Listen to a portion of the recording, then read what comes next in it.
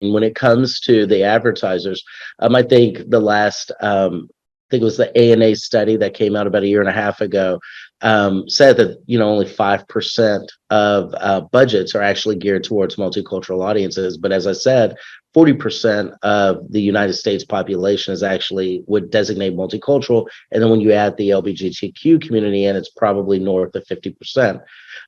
They're looking to try to reach those audiences to grow and sell more products and services, and so it becomes a true win-win from providing that reach. And we think that level of dislocation is actually puts us into an advantageous position to try to make those connections and deliver that win-win.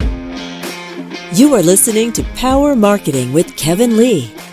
Kevin and his agency Did It have helped thousands of businesses win through superior marketing, as have his books, articles, speaking engagements, and the eMarketing Association Power Marketing podcasts. Here's Kevin. I'm super excited to be talking to Mark Walker today. He's the founder and CEO of Direct Digital Holdings. And so, Mark, for those folks who don't know what Direct Digital Holdings is, what's sort of the backstory? What was the catalyst for you to get into the business? Yeah, absolutely. And number one, appreciate Kevin for letting us come here and speak with you today. Really enjoy the conversation. To give you a little bit of color about Direct Digital Holdings and what we do, we help companies in the most simplistic form, help companies buy and sell media. And we leverage technology to do it.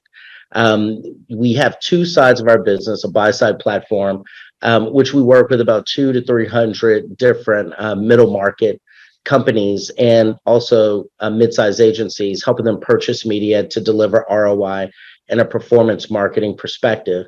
But then we also have a sell-side platform, or a SSP, where we actually work directly with roughly about 30 to 40,000 publishers or publications, helping them to sell media programmatically. And when we talk about programmatic inventory, we have a major focus on multicultural publishers. So the way we look at multicultural is African American, Asian American, LGBTQ community, and Hispanic American communities, and that represents roughly about 20% of the inventory inside of our stack.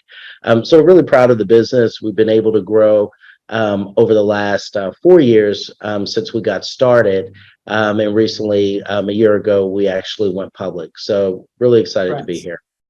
Cool. Thank you. So it's unusual for the same entity, other than Google, of course, to have both the buy side and the sell side. So what is the advantage of having both sides?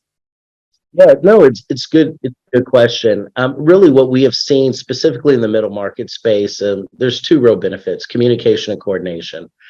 Because we sit on the buy side, it gives us a unique perspective of the needs of the marketplace, specifically where middle market companies are trying to reach specific audiences and also deliver performance. The fact that we have a sell side platform, we do cross trade on both sides, but we're able to coordinate with our sell side platform, creating specific deals and PMPs.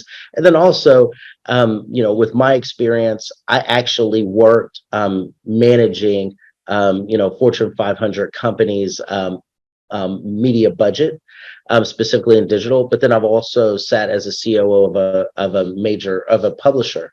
And so what I've noticed by being in both sides of the transaction, there's a lot of optimization that publishers can do that usually the buy side didn't even think about. And so being able to have both sides of the table and both sides of the transaction for those specific clients in those unique environments, you're able to optimize working directly with publishers and being on the SSP and being able to have publishers come in and out of deals to try to drive performance. And so being on both sides actually helps us a lot. And I think you're actually starting to see more and more SSPs try to be on both sides of the transaction. We've been doing that since 2018. So right.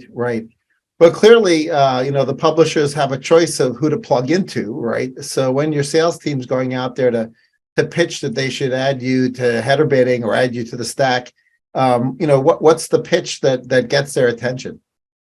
Yeah, absolutely. It's twofold. It's because we have such a large population of multicultural publishers and have a focus and interest in making sure that we add those audiences to our stack. it attracts those marketing budgets that are geared towards those audiences. And with 40% of the United States population falling into those buckets or into those segments, more and more brands are trying to reach them in authentic ways and through authentic publications. And so for publishers, they're excited to see us be an extension of their sales arm, trying to drive those budgets directly to them. And there's benefit for the brands because they also are trying to reach those audiences to grow their actual revenue and grow their ROI. And so it's a win-win on both sides. Yeah, so that sort of, to some extent, answers what my next question was going to be on the advertiser side, right? Because to the extent that you're aggregating together a unique audience, I guess that creates a win-win for everybody.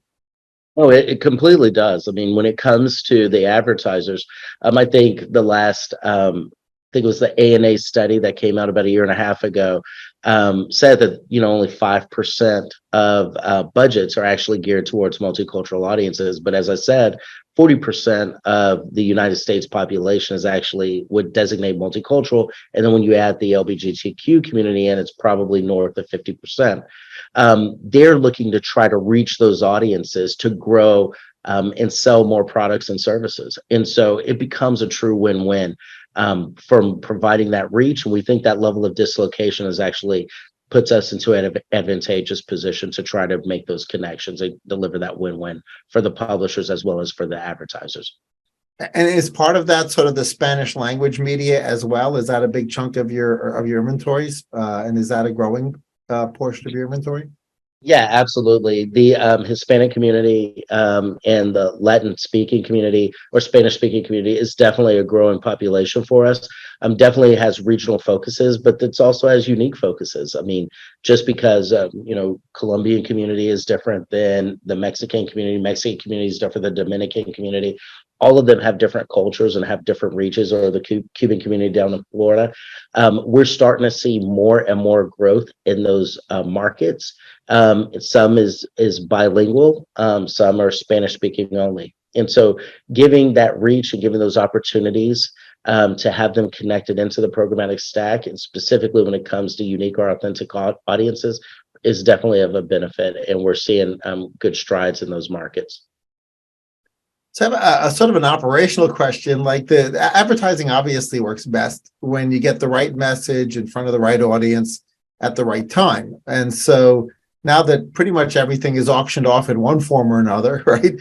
If your creative is bad, right, you will fail to be able to afford the media that you want. And so to the extent that you can communicate up chain, right, through the agency to the client or to the agency, like, how do you subtly suggest like a creative refresh, or that maybe that's part of the cause that they can't spend the way they'd like to spend, or they're not seeing the results of what they're spending? Yeah, it's a couple of things, right? Being a marketer and being specifically on the digital side, it's all about optimization and trying to isolate the factors, if you will, or the variables.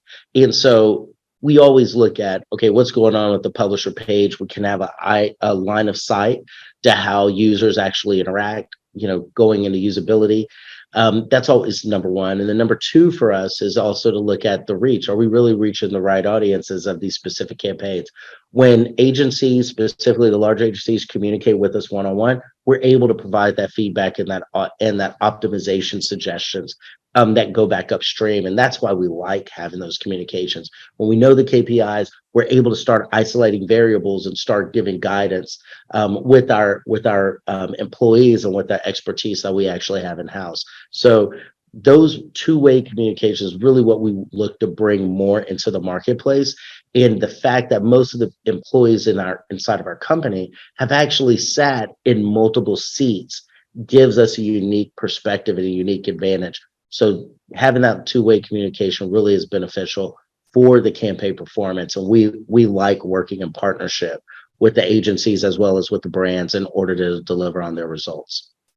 That's cool. Has video really sort of taken off as a percentage of the inventory that you guys are buying and selling? Yeah, absolutely. The way we look at it is, CTV, OTT, and video. which is mobile. Those media types are definitely becoming more and more important in the ecosystem. We still carry a significant amount of display, but those three represent roughly about 50%, and it does fluctuate from month to month of our inventory that we actually carry. And what we would also say is display is just equally important. We think of display as really a foundational piece in the media mix, with video really being there to deliver and provide that brand and awareness reach.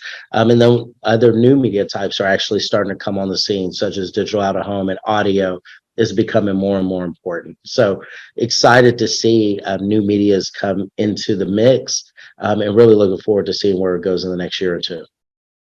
So obviously, a lot of advertisers are going to want to do, direct deals. They're going to want to do programmatic guaranteed or deal IDs, and how big do they need to be where they can sort of get the attention of a yield manager or an ops person and do a direct deal versus just cherry picking out of the menu? Yeah, I would say, it definitely needs to be some sizable and have longevity. I would say 5-6 figures, we're happy to work. We work with budgets of all size, but 5-6 figure budgets, specifically for programmatic guarantees and P&P deals, are stuff that we actually are willing to work with and negotiate with certain publishers to try to make that happen.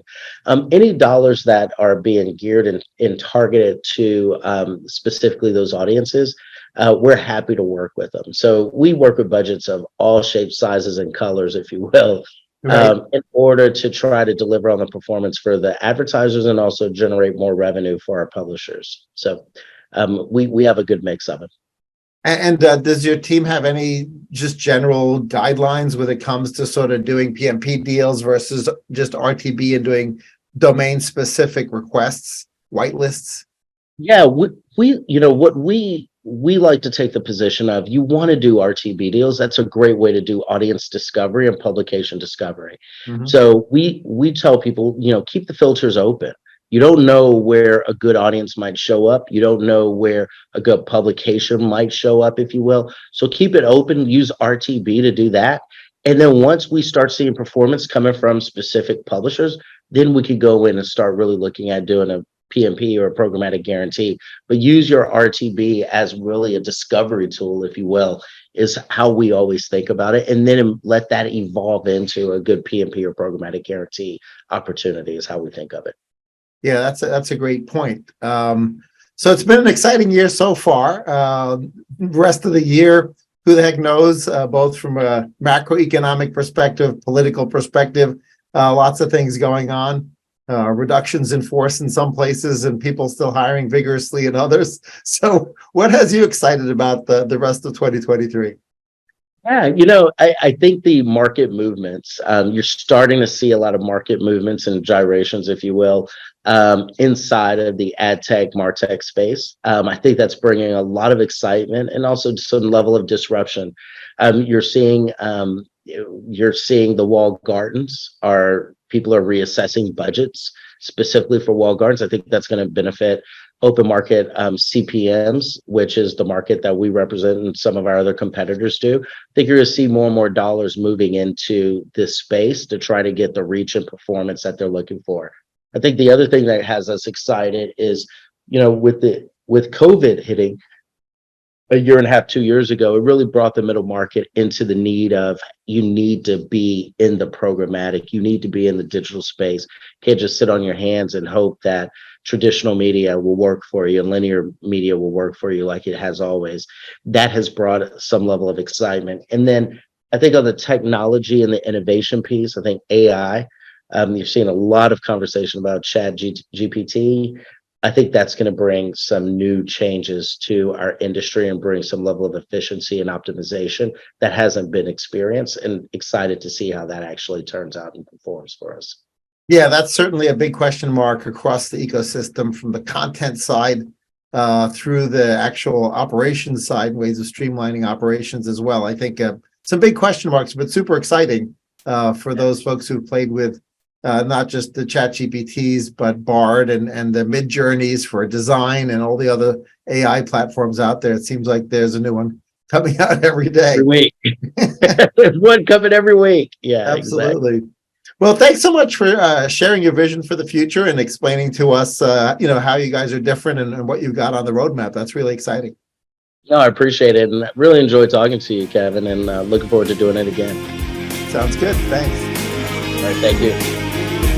Kevin Lee's Power Marketing is available on all your favorite podcast networks.